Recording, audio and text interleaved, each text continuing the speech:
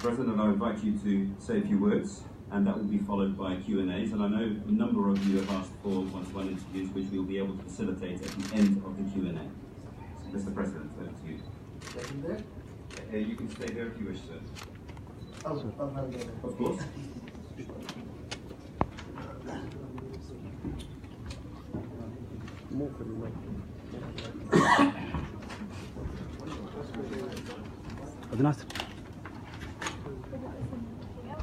Sorry.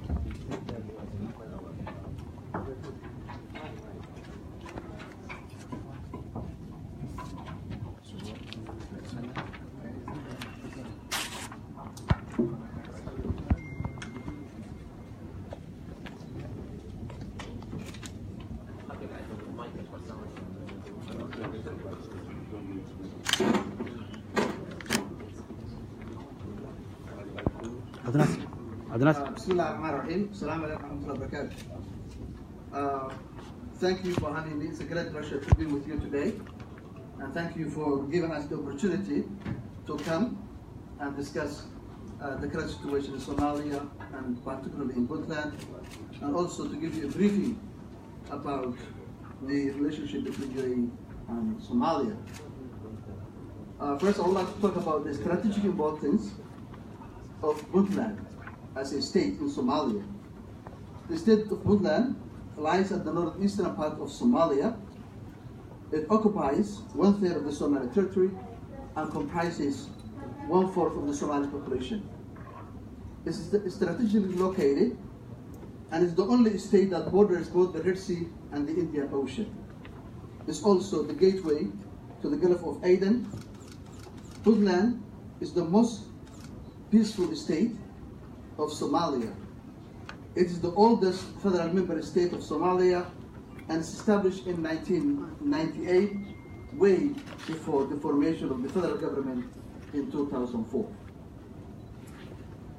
Let me now delve into the historical relationship between UAE and Somalia. Somalia and UAE has historical ties that predate the independence of both states. UAE is the biggest trading partner of Somalia. Thousands of Somalis sought safety and succor in UAE after the collapse of the Somali state. Tens of thousands live in UAE and have gainful employment in this country. Moreover, UAE is and has been a strategic partner in the fight against terrorism, illegal human trafficking, illegal fishing, and piracy. Their support is vital and is indispensable for the safety of the Somali people. Recently, DB World have signed an agreement with Puntland. It is the biggest investment in Puntland since the collapse of the state in 1991. This investment is important for the development in the region, creating thousands of jobs for the unemployed youth. It also creates a network externality which brings more and more investment to Puntland. It also contributes to the security and development of Somalia, what we call the security development nexus. You cannot have development without security, and you cannot have security without development. Now, Somalia is the federal government. Why do we have chosen, and it's important to understand the concept of federalism in Somalia? The idea of federalism was to establish a state government is responsible for certain government functions whilst ensuring federal government that upholds the nation's unity. Somalia's collapse of 1991 was the result of centralized power and the Mogadishu city state. Somalia is not Mogadishu, and Mogadishu is not Somalia. Federalism ensures that a national government does not have dictatorial powers, and that the nation's political future is discussed, negotiated, and shared among the Somali political entities in the interest of the nation. We support a federal government that upholds the federal constitution by protecting the federal government's rights and also respecting the rights of state governments in their areas of jurisdiction. It's important to understand that under federalism, all government powers is exclusive, concurrent, or residual. Residual means powers not explicitly declared in the federal constitution belongs to the states. It's important that all government institutions, federal and state, work together toward a common goal of saving Somalia. Federalism is supposed to ensure cooperation among federal and regional states, especially security cooperation and business competition. Under the federal constitution, it provides the following powers. Article 54 of the Puntland Constitution stipulates that the government of Puntland may enter into agreements with national and foreign companies and can assign licenses for benefiting from natural resources.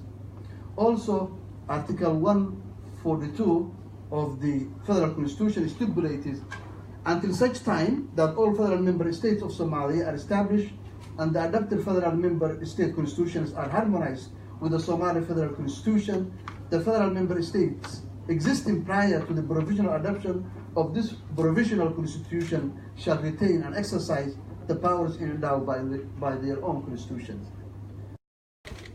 accepted by both constitutions.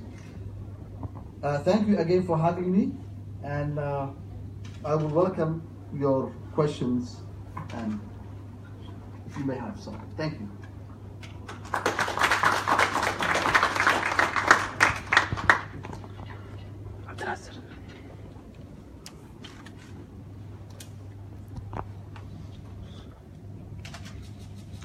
Any questions at all? Please. If you could just state your name and your title before stating your question. Hello, I'm Noah Browning, a Reuters, and I have two questions. Given the events that have been unfolding in Mogadishu in the last week, is there any concern that the Qatari-UAE dispute will further destabilize Somali politics? And following in on that, given the UAE's military moves in Yemen, its new base in Eritrea, is there any concern that the Red Sea area on both sides of its coast will become a kind of sphere of influence, a competition between various powers, namely, the UAE and Iran, Qatar and the UAE, and even Security Council powers like China and France, United States. Thank you. Thank you. Two good questions. The first one, regarding the relationship between UAE and Somalia. In any diplomatic relationship, sometimes there are hiccups. We believe this dispute will not last long because the relationship and brotherly cooperation between Somalia and UAE supersedes and is more important than the arguments. I think this is a wind that will pass soon, and I'm sure the relationship between Somalia and UAE is long-lasting, and it will improve hopefully in the near future. And I think, as I said, this week hiccup will be overcome soon. As far as the Red Sea and I'm not following the politics that's taking place in Yemen, but Puntland, as you know, there's a thin water between Puntland and Yemen. And obviously that's why I was discussing the cooperation between UAE and Somalia regarding the trafficking of non-state actors such as Al-Shabaab, ISIS, illegal fishing, illegal human trafficking. These are the areas that we really closely cooperating with the UAE. Puntland being the gateway to the Gulf of Aden and to the Middle East, it makes it more important for us to have that relationship and that support from the UAE government.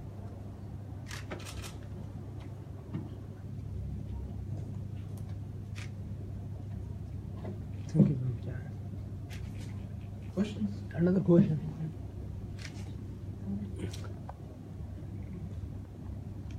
Yes. Questions? Please, the other side, sir. Yeah, Abdul Musa from Friends of the Horn Foundation from London. Mr. President, nice having you here. My question to you is, what do you think the consequence will be if the cooperation, military cooperation and piracy and security cooperation you have with the UAE, if that is being vacated, what will be the consequence, do you think? I hope, God forbid, that will not happen. That relationship between the support of UAE regarding the illegal activities on the coast of Somalia, such as I say, I haven't emphasized enough about the strategic importance of Puntland. More than it's estimated between 24,000 to 30,000 ships go through the Gulf of Aden off the coast of Puntland. That's why it's important that the support of the UAE to the Puntland Maritime Police Force is very important, because the world economy, world commerce depends the safety passage of that territorial waters. So therefore, I'm sure the support will stay, and also because it's important for both countries, not only for Somalia, not only for Puntland, but also it helps the safety and security of UAE. We are at the first line of defense against terrorism. We are the first line of defense against piracy. We are the first line of defense against illegal human trafficking. All those are important also for the safety and security of the UAE. So this is a mutually beneficial relationship, not only for Somalia, but also for UAE too. Question over here. Another question. يوسف العربي من الاتحاد. انا سؤالي ايه هي المجالات اللي ممكن يكون فيها تعاون بين بورتلاند والامارات، وهل تعتقدون بدور قطر لإسكاء الخلافات؟ Somebody translate the question, please. I learned the Quran, but I don't speak Arabic. So you can translate for me. One second, sorry.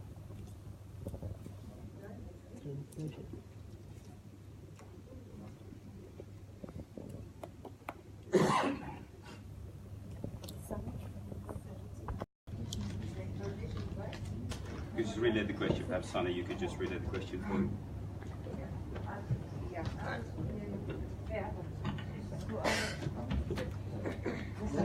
Translation. Can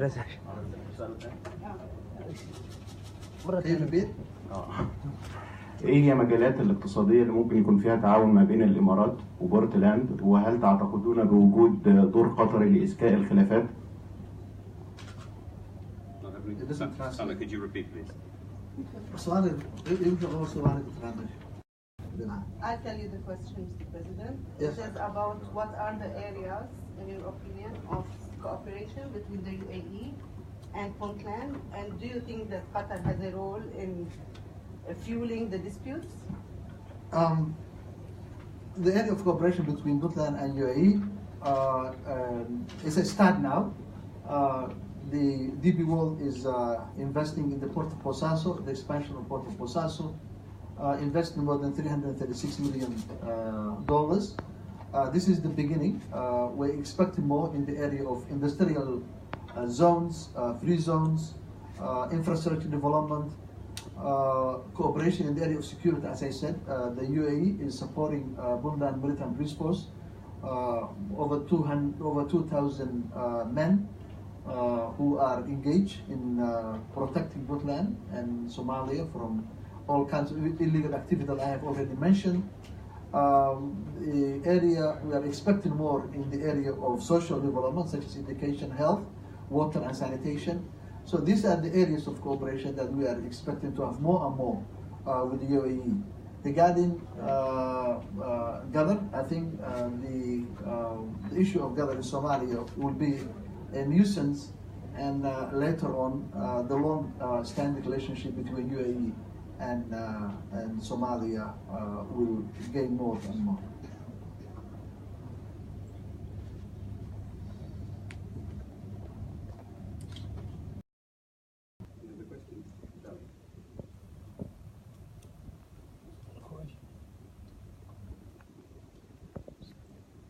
I'm Charlie Mitchell from The National, a newspaper in Abu Dhabi. There seems to be a consensus that the central government in Mogadishu is unable to provide many of the things that the states in Somalia require. It seems that that's part of the reason that Somalia ended up getting involved to an extent in the Gulf dispute. So I wondered if you disputed that notion, and if and sort of where you saw the future of Puntland within that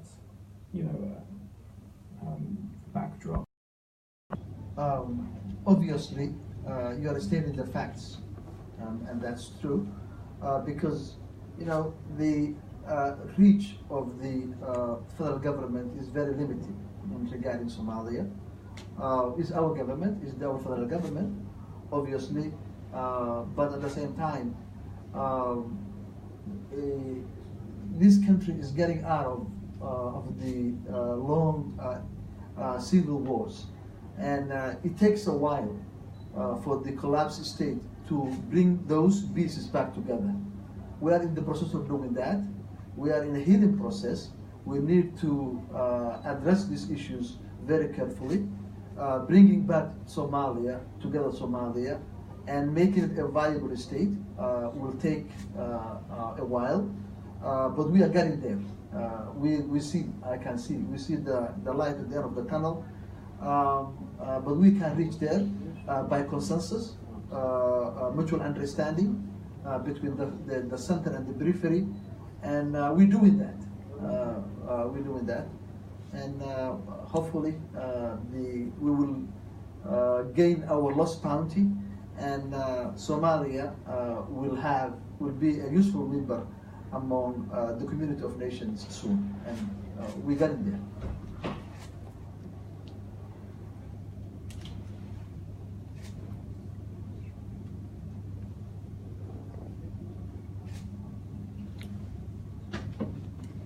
Sorry, second question. How are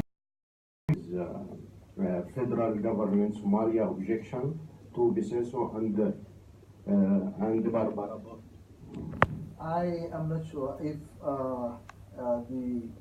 I cannot talk for Barbara, but I can talk only for Biseso, and I don't think there's an objection from the federal government.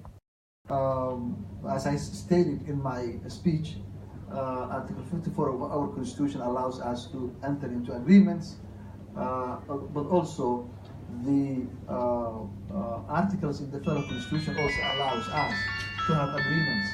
Obviously, we will have liked the blessing and the consent, the no objection from our government, and I don't think the federal government of Somalia will object to private investment.